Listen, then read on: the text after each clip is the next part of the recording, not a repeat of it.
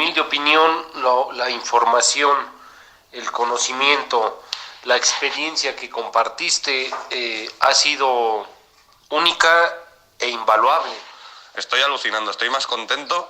Oye, Pablo, pero ya estoy viendo la diferencia con la alimentación, ¿eh? Tengo 10 animales más, Pablo, en lo que va de la mañana. Pero lo que comparo con los demás compañeros, que a ellos nomás les ha caído 1, 2 palomas. Muchas gracias, Pablo, por todo, y te digo la verdad, eres el mejor que conozco de toda la vida.